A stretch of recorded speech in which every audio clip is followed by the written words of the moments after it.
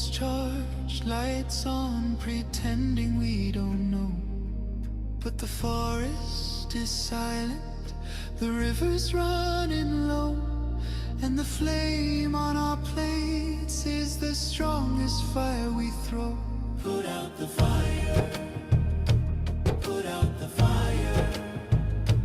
Echoes and rise, this is your hour.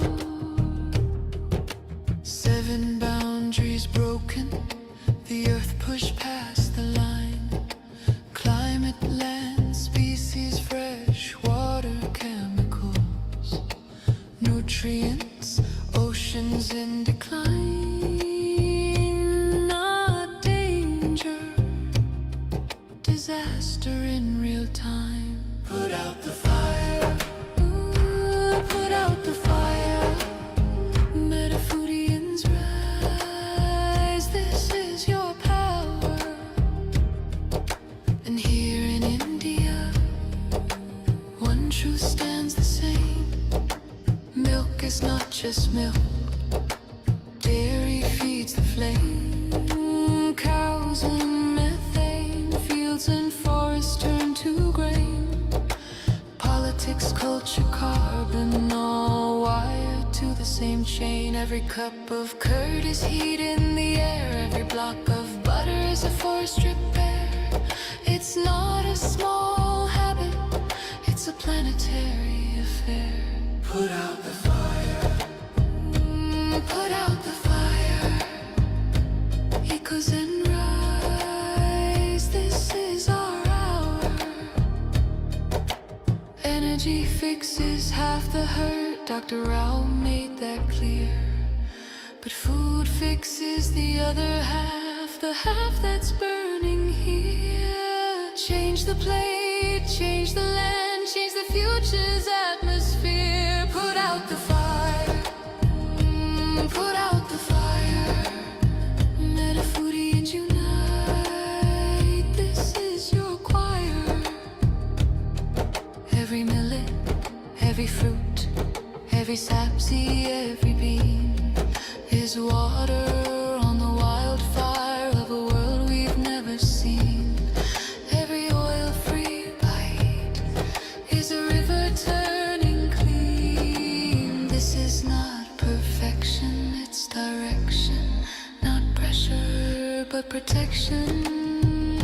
A week of choices can cool a generation. A company's courage can ignite a nation. Put out the fire, ooh, put out the fire. Echoes and rise, this is your hour. Metafoodians unite, Metafoodians ignite, sharing love in the metazone, light in the path to a cooler home. Put out the fire, ooh, put out the fire. Together we rise, together we inspire.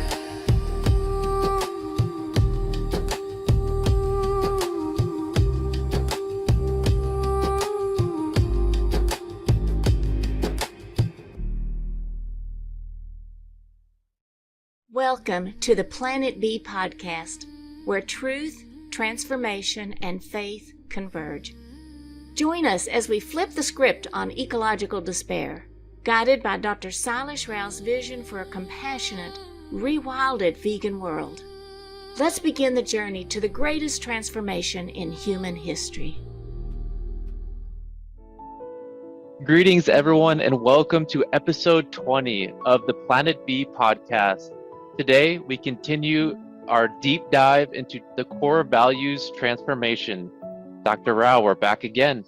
Yes, this is, we're setting all the foundations right before we actually do a systems transformation. This part of the book is so exciting because this is just all about the solution, how we can bring about Planet B into existence. So if you don't mind, would you like to begin with the opening quote of chapter 20? Yeah, the opening quote is by Dr. Marie Curie. And she said, "Nothing in life is to be feared. It is only to be understood."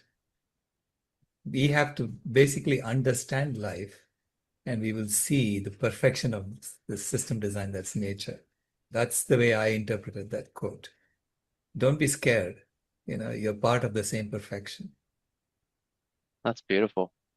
So you opened chapter 20 with the statement, to accomplish the greatest transformation in human history, we need to fundamentally transform the core values that drive our civilization. So Right. please share more about that. See, a civilization is built around certain core values. It's not what we say, it's what we do. Right. Okay. And what we do in our civilization today is basically deception. If you can outwit someone, you're welcome to do that. And they put limits on what kind of outwitting is okay, what is not okay. If you scam people in some way, then you get thrown in jail. But if you scam people in other ways, they put a statue up for you. So they create all these rules, but fundamentally, if you're clever enough to deceive someone else, to extract resources from them, then you become successful in the system. So deception is a core value in the system on planet A. Right. Right? So I say that deception has to be transformed to honesty, because deception is used in systems in which it's all about gaining advantage over someone else. Whereas honesty is used in systems where it's all about collaborating to accomplish a common objective. Right. And when you have planetary scale problems, we have been called as a species to collaborate to solve those problems. Okay, and the Yep. only way to do that is collaboration, and collaboration is best accomplished in a system that's built on honesty rather than deception. So this is why I question the fundamental game of money, and that will come later in the 28th chapter. But the game of money is what drives people to be deceptive in the current system, right? What are some other examples of how deception is kind of a foundation of Planet A? Think about games we play. The games are all about winning as opposed to collaborative games. So they're all finite games that we play, okay, mostly. And in any game, if you're really good at deceiving, you become lauded in the game. They praise you. So think about a game like baseball. If you're a pitcher in baseball and you throw a curveball when you have the same action as if you're throwing a fastball, you can Right. deceive the batter. Yep. And if you can deceive the batter, then you get the most money, right? So you become the best pitcher. So we always constantly elevate those who are able to deceive us well. Like think of some of the most celebrated people in our societies, and you will see it's mostly actors. Right. And what are actors? What do they do? They're really good at deceiving. They're really good So at true. being someone else, right? Not showing a different version of themselves than who they really are.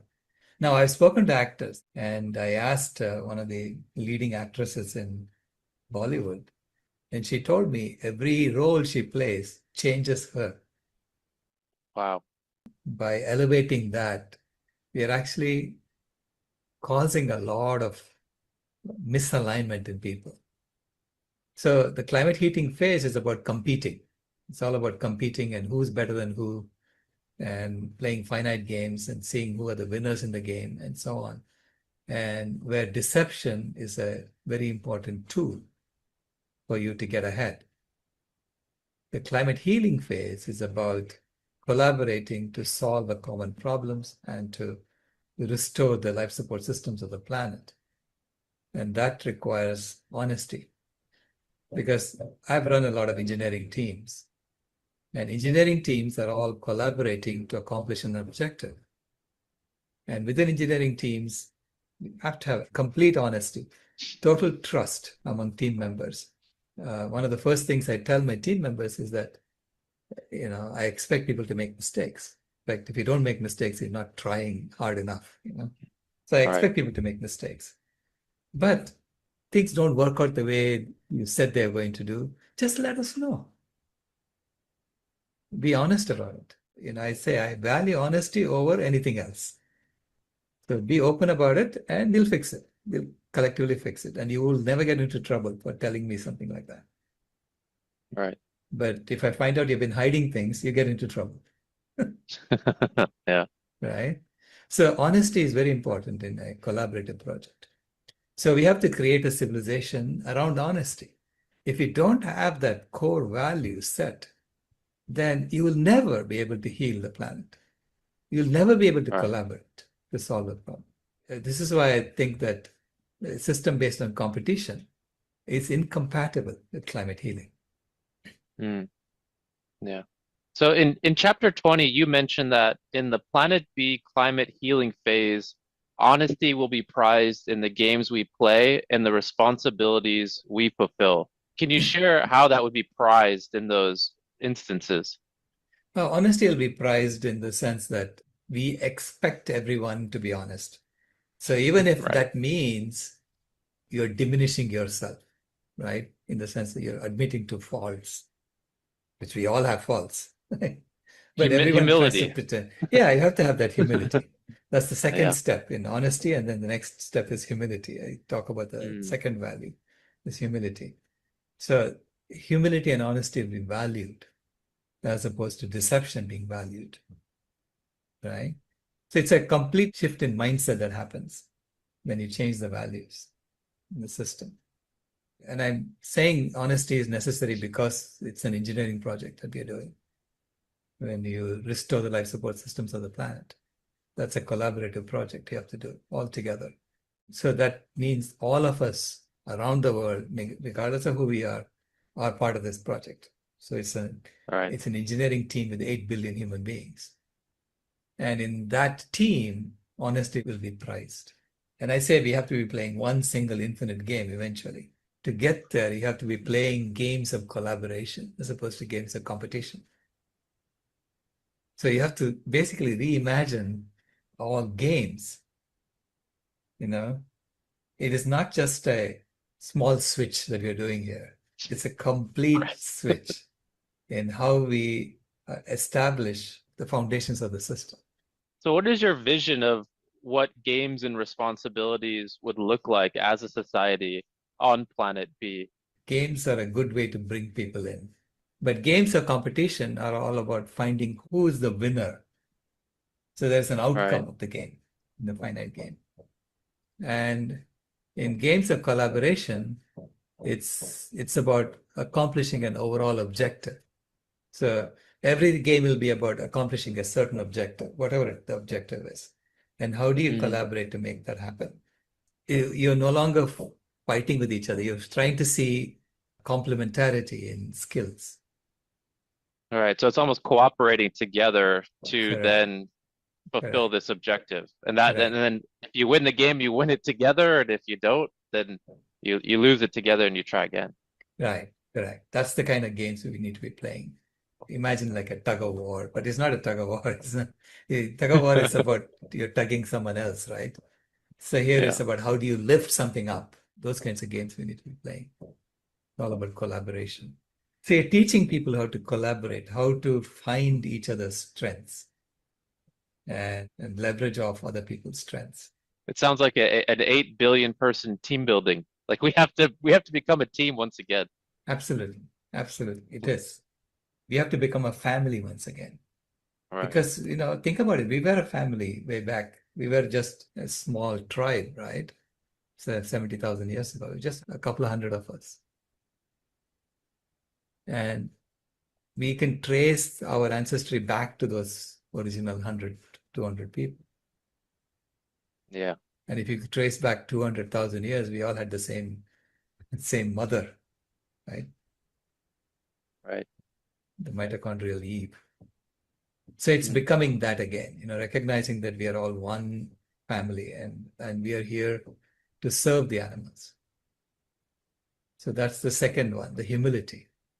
See, right now we are dominating animals. So we think we are here to show our strength and to use our strength to put them down and to grab things for ourselves. So, I mean, Gandhi said it way back in the 1940s. He said, if Indians take up Western civilization, we can pick the planet bare like locusts or something like Wow. that, he said. Yeah. And that's really what's going on, because Western civilization has spread everywhere. And it's really all about looking for happiness outside. And we have been picking the planet bare. And now it's time to stop and restore. And so that means switching from domination to humility, which is the second value transformation that needs to happen. Domination means that you are stronger, you're superior to other beings, whether it's the basis of skin color or place of origin or gender or species identity. We have this idea that we have to use our advantage, whatever advantage we have been given in nature, to win over another. Okay, so that's the game we are playing. It's all about winning. So in the climate healing phase, you're serving. It's because you're restoring. You have to restore the planet. Whether we like it or not, we have to do it. Okay. So, so I'm saying nature is telling us, look, this is the only way out. So why don't you just see it, right? Yeah. So we have to restore the planet. And to restore the planet, you have to start serving animals, serving others. So bring them back. If someone is hungry, feed them. So it's like you're now going out there and saying, how do I improve things around me? Why? Because I want the whole world to improve, to get better, to take things that are obviously wrong and turn them into right. People should not go hungry. Okay? No. We have plenty of food. There's absolutely no reason why people should be going hungry, except it's a system that's driven by hunger. So you have to, when you create a system that's hungerless, which is what you have to have if you want collaboration among 8 billion human beings, you can't have people hungry. They're not going to collaborate with you if you do that. So you have to have a hungerless system. And that means serving everyone, serving animals. So even wild animals should have access to food, access to healthy food. Okay. So it's not just about cleaning the water for ourselves or getting healthy food for ourselves and not worrying about what kind of food the animals have. No, you have to make sure that they have healthy food too. So that's where the service nature comes in, right? Yeah. So that comes from humility, knowing that you are a part of nature and you're here to serve others. It's only when we give more than we take is the planet going to get better. Dr. Rao, and how do you see humility when we shift away from domination to humility? How will that ultimately lead everyone to being vegan? Vegan begins by saying we don't want to exploit animals. So that's rejecting domination. Just because we can doesn't mean we should. Right? So it's rejecting the idea that domination is a valid way of acting in the system. Veganism is a stance of neutrality. It's not about serving yet. Seva is about serving. Right. So that's the phase that we need to get to in order to repair the system first. Once you repair and you have restored the planet, then I say, we can figure out a system in which we are equal to all species. But initially, we need to have that humility to go serve the animals and bring them back. Literally, you have to go beg them to stay because we need them. So that's how we create an upward spiral in our relationship with nature and thereby heal the planet. That's beautiful. So in chapter 20, you highlight that in the climate healing phase, we will truly be striving for health, happiness, and harmony in our relationships with each other, with the animals, and with nature. Correct. Can you share a little bit more about this? Yeah, because right now, look at our relationship with animals. We deal death to them. Okay, not just to the farmed animals who are being killed because we think we need their bodies for our nutrition. We also kill wild animals who come anywhere near our farmed animals. So we go and shoot them. We do lethal conservation. So we go around shooting wild animals that encroach our habitats or our crops. Because I mean, the wild animals are saying, hey, there's plenty of food there. Why don't I eat that? But as soon as they come Yeah. anywhere near our crops, we kill them, right? Yeah. So we deal death to the animals. So that's our relationship with animals. Mostly it's about dealing death to them. And we deal diseases to each other. We even routinely get our children addicted to sugar so that they Yep. become diabetic. They become obese. They become customers for the pharmaceutical industry. So we have allowed that to happen to our children.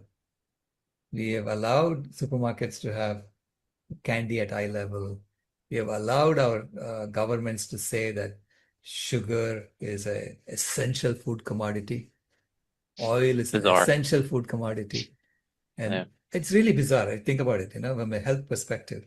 Why is that an essential food commodity? It's an addictive food commodity, and that is good for addicting people into compulsive behaviors that will increase their consumption and therefore grow the economy and therefore cause diseases to happen within human beings. So in our relationship to each other, we are encouraging diseases to happen, even to our children. We need to, honestly look at what is going on in the system, and only then can you fix it. Okay? So that I say is how we relate to other human beings, dealing diseases. And finally, destruction to the planet. So, we don't think twice about raising down forests to create more grazing land for our farmed animals. So it's always the excuse is we need more food, and therefore we have to cut down more forests to create more food. But it's the food not for us directly, it's for the farmed animals, and then we eat the animals. So we are raining death to the animals, diseases for human beings, and destruction to the planet. That's the climate heating. Those are the values that we have in our relationship with each other. When you look at it honestly, I mean, people talk a good game. They talk about health, happiness, and harmony. Everyone talks that way. But you look at the actions. The actions are like that, right? So I'm saying that for in the climate healing phase, the actions have to match the talk. It truly has to be health for human beings and happiness and harmony with nature. So health for animals as well. So it's health, happiness, and harmony for all beings. I'm ready for that. It really has to be designed in. Right. Okay? So it has to be designed in the games we are playing. It has to be designed in the systems that we are building. Because currently it is the death, disease, and destruction are designed in. Yeah. And this leads right into the next question. So the next question is, on planet B, how will we create these systems and processes that measure against what you call the 5H values, which are honesty, humility, health, happiness, and harmony? Yeah, basically, when you design a system or a process, you have to measure it against this 5H criteria and reject anything that doesn't pass the 5H criteria. So be very, very careful about introducing new chemicals into the environment. Everything has to be looked at from the perspective of health, happiness, and harmony. Okay? And be humble enough to say, maybe I'm wrong from what I did last time. Yeah? Right. And I'm willing to fix that. So this is how engineering teams work. Right? You have to have the humility to admit when you're wrong and fix it together. So I see that as a litmus test, a 5H values litmus test that we use for anything that we design in the future in Planet B. And Could we you have give to- like an example of what like maybe a system or a process would look like that would be measured against that 5H? So it will be like you make sure that you have adequate nutrition available to every human being on the planet. Hmm. So you have to create a process for making sure that complete balanced meals are available in community centers throughout the world. You have to make sure that there's a wide variety of foods available at every center. So it's not just about meeting the desires of human beings. It's meeting their basic needs and Right. meeting it completely, right? So creating designs around that. So that is based on the 5H values. That's beautiful. So if we create a food healer system like that, so I was imagining, for instance, you can do this today. Okay? If you say that every religious institution, every temple, every church, every mosque, every synagogue is known to have healthy food for free Right. to anybody who comes in and eats. Okay? And it's the job of the worshippers in that temple, in that church, in that mosque, in that synagogue to make sure that that happens. Hmm. Right? So they donate their time, whatever it takes, because they're serving the community. Right. Now, if you make that healthy, universal meals, like what PCRM calls universal meals, this is the Physicians Committee for Responsible Medicine. And the universal meals have none of the common allergens, so that you know that the food you create can be eaten by almost anybody, Right. right? And it is whole foods, plant-based. And it has, a wide variety of vegetables and grains mixed in so that it's a complete meal, I like the sound of that. right? And so make universal meals freely available in every worship center. Now that is a Planet B system, It's a wonderful program. right? Yeah. It's a Planet B system in which you're not taking away anybody's freedom to eat whatever they want to eat. You're just making healthy food freely available to everybody. Hmm. You're offering them, here is my offering to you. Would you like to take it? Okay. And so health is something that is completely within your control. Healthy food is available to you. In such a system, how can something like McDonald's survive? I hope it doesn't. Right? It won't, because Yeah. healthy food has been now subsidized to be free. Hmm. Right? And I'm saying healthy food should be given away for free by the community. Why? Because the community wants to see health, Right. is serious about health. Whereas Yeah. right now the community has been deceived into promoting diseases. And in previous chapters, you actually talked about this is the bottom up approach of bringing this into existence as well. Right, Yeah. right, absolutely. And it doesn't take much. I was calculating, if you cook in bulk, it's the equivalent of something like less than $1 per meal per person. Any religious institution would have the resources to create that. All right. And you can completely turn the system around if you just started doing that.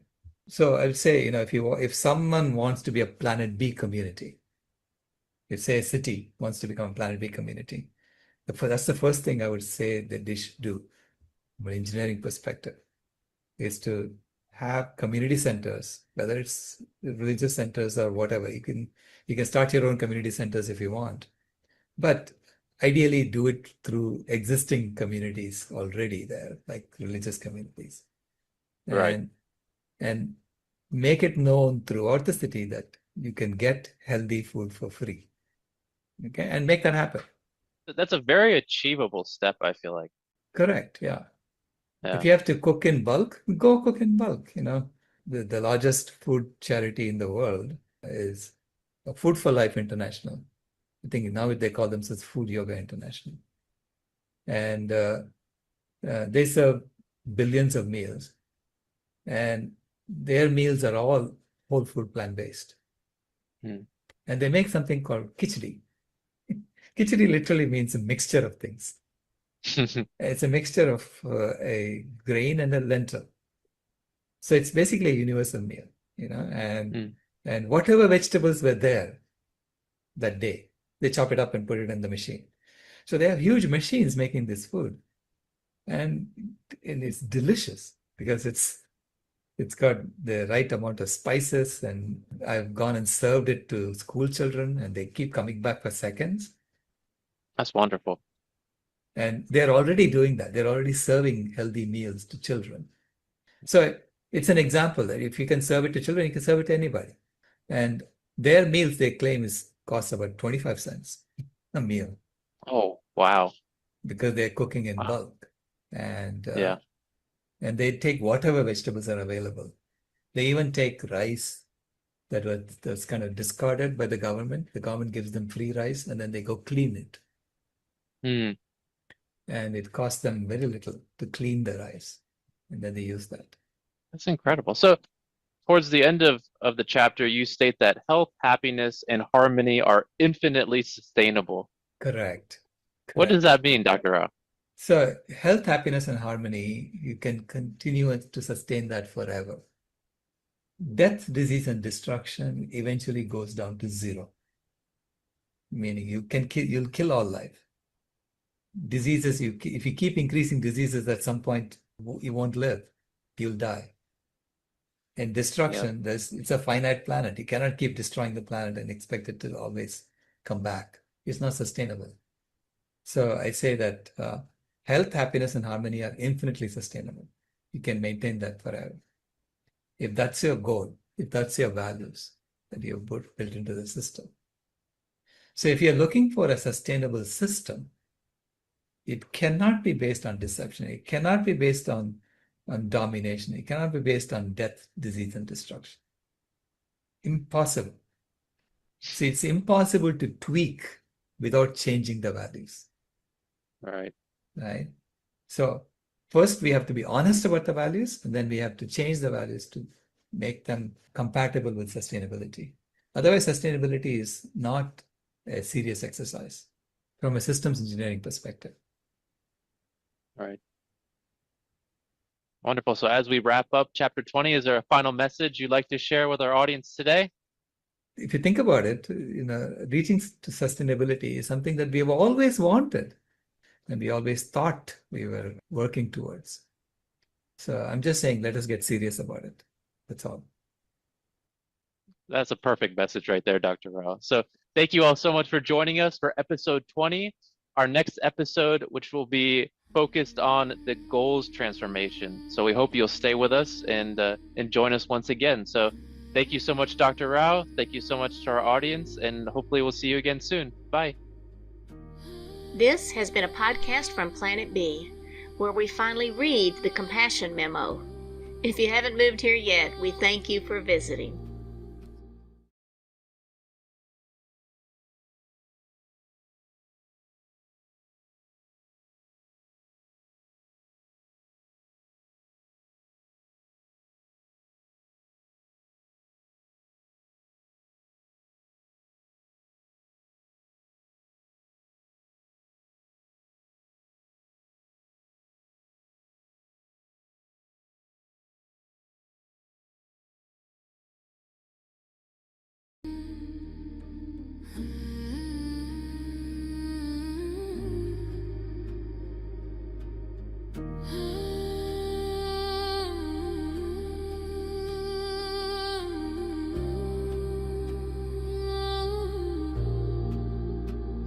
The house is burning, but we're still sitting in the glow.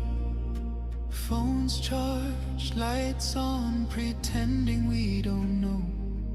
But the forest is silent, the river's running low, and the flame on our plates is the strongest fire we throw. Put out the fire, put out the fire. Echoes and rise, this is your hour. 7 boundaries broken, the earth pushed past the line.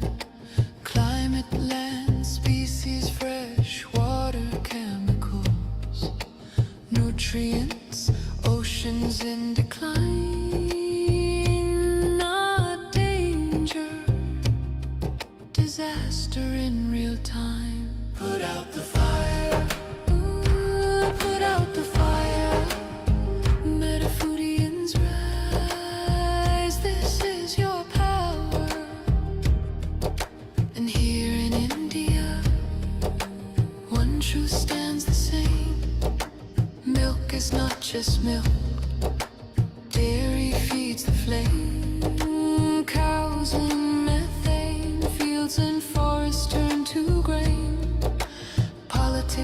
batch of carbon, all wired to the same chain. Every cup of curd is heat in the air. Every block of butter is a forest repair. It's not a small habit, it's a planetary affair. Put out the fire. Put out the fire. Echoes and rise, this is our hour. Energy fixes half the hurt, Dr. Rao made that clear. But food fixes the other half, the half that's burning here. Change the plate, change the land, change the future's atmosphere. Put out the fire. Put out the fire. Metafoodians unite, this is your choir. Every millet, every fruit, every sapseed, every bean is water on the wildfire of a world we've never seen. Every oil-free bite is a river turning clean. This is not perfection, it's direction, not pressure but protection. A week of choices can cool a generation. A company's courage can ignite a nation. Put out the fire. Ooh, put out the fire. Echoes and rise, this is your hour. Metafoodians unite, Metafoodians ignite, sharing love in the meta zone, light in the path to a cooler home. Put out the fire.